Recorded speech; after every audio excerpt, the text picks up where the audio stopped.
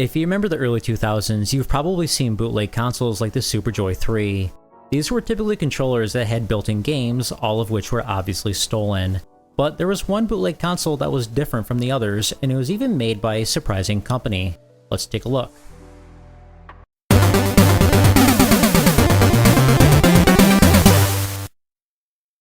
What's going on? It's Pojer, coming at you with another video.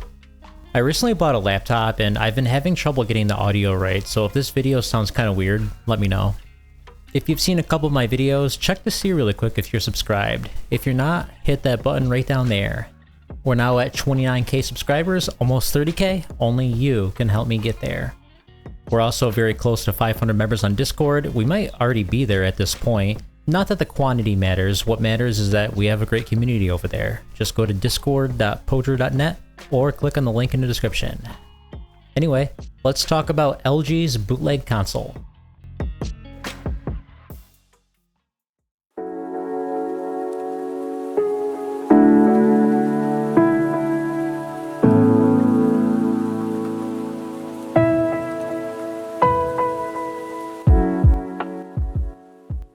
In the early 2000s, cheap plug-and-play consoles started to become very popular. They were official consoles like the ones from Jakks Pacific.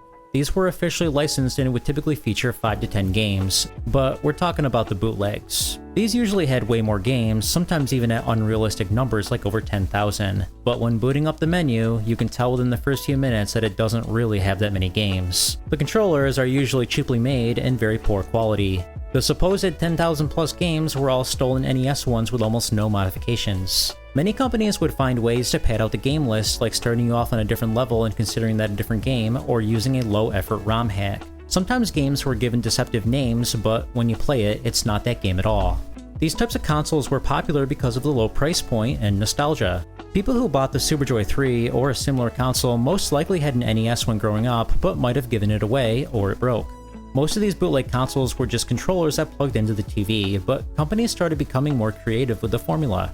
In 2002, LG began releasing a line of TVs, but these weren't ordinary televisions, they actually had bootleg NES games built in.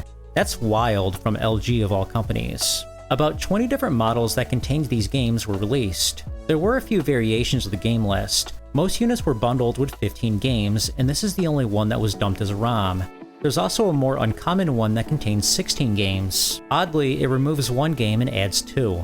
And finally, some units only came with 2 games. I feel bad for whoever got this one. The Famiclone inside of the TVs was a small board. The TVs were just regular televisions where you could change the channel, and the NES games could be accessed by selecting game in the menu. The TVs were bundled with these awkward looking controllers that were called the GoldenEye Joyful Commander.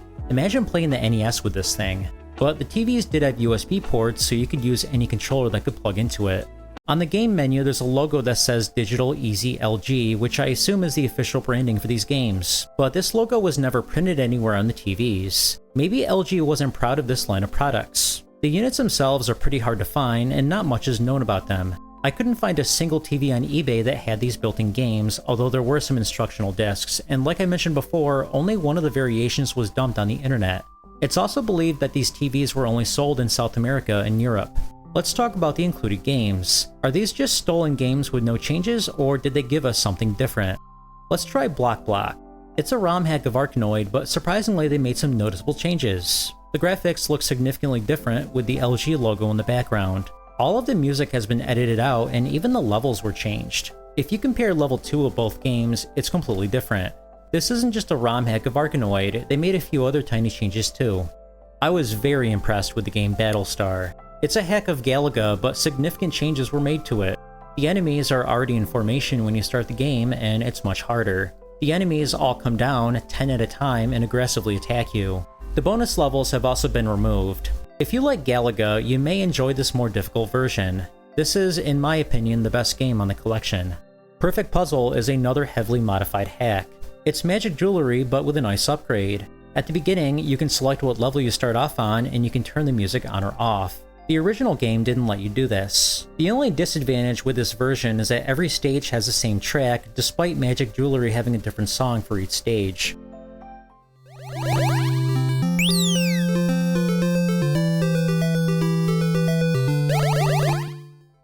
This is still a nice upgraded version and worth playing. Some games were modified, but not for the better. In Space Rocket, which is just Star Force, the background graphics were removed, so we only see the stars. The original game had a background layer you could shoot at and obtain weapon upgrades. The music, like most of the other games, has been removed, so you hear nothing but mostly silence.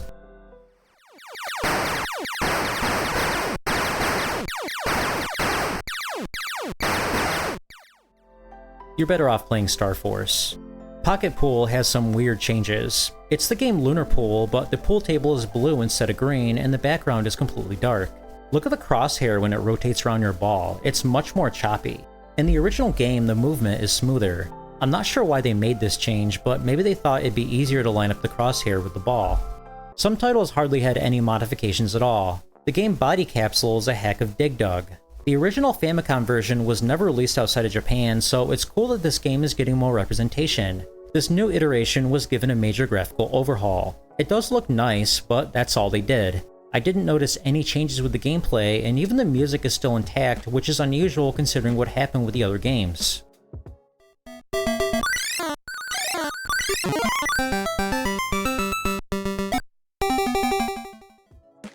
Space War, which is Galaxian, is a huge disappointment. Considering what they did with Galaga, I thought for sure they'd make some big changes, but it's just a graphical hack. No gameplay alterations were made.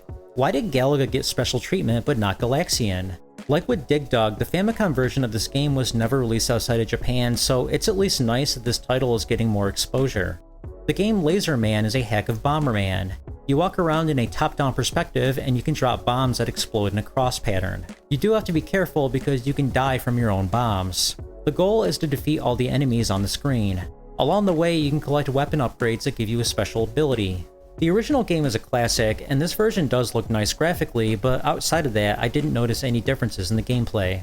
Little Star is a hack of Antarctic adventure. You play as a penguin, or in this case a UFO I guess, and you must reach the destination before the time runs out. There's items you can find that give you a special ability. The original Konami version was a Famicom exclusive, and it's ambitious for its time. The graphics in this version look great, but I can't say the same for the ROM hack. Besides the graphics, there were no other changes made to this version. Mobile Racing, which is Excitebike, is nothing more than just a graphical hack. The original version of this game was cool not only because the game was fantastic and it had nice physics, but because you could create your own tracks. In this version though, the create a level feature was removed and the stages were not modified at all. Lame. There's a heck of road fighter on here called Car Racing. The original version was a Japanese exclusive, but it does show up on a lot of bootleg compilations. You play as a car who must reach the finish line before running out of gas. Whatever you do, don't let yourself crash into walls because you lose a lot of time that way. This new version has altered levels, but for some reason the turbo option was removed. Basically, it's a worse version of the game. Surprisingly, there's some original titles on here too. That's not saying much though. Quick Brain is nothing more than a game of memory, and it uses sound effects from Tiny Toon Adventures.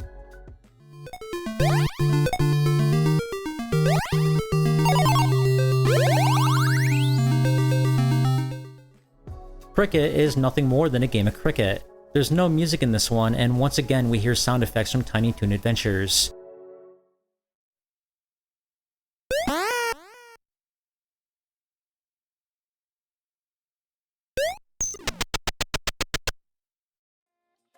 These games are nothing special, but it's cool that they made some original titles.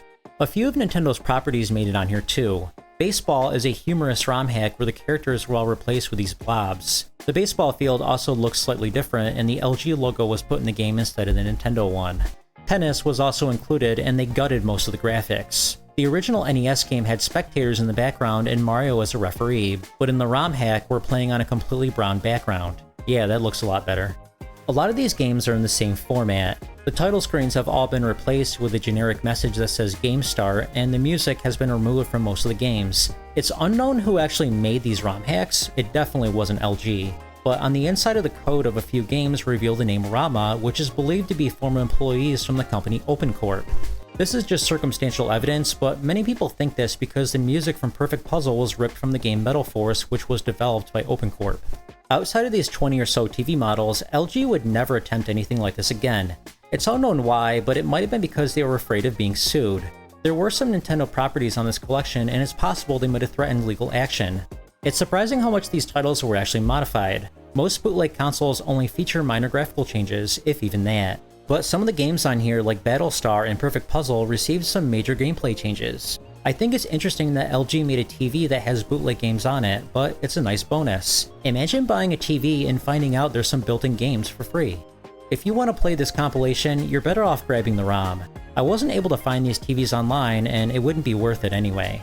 This bootleg collection stands out from the others, not only because it's built into the TV, but because the hacks are fairly well done.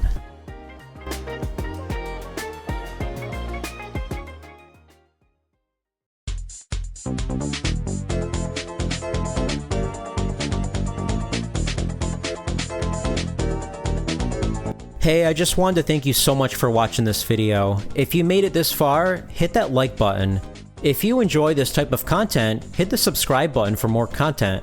Both of these things really help the channel grow. If you have anything to share, feel free to leave a comment.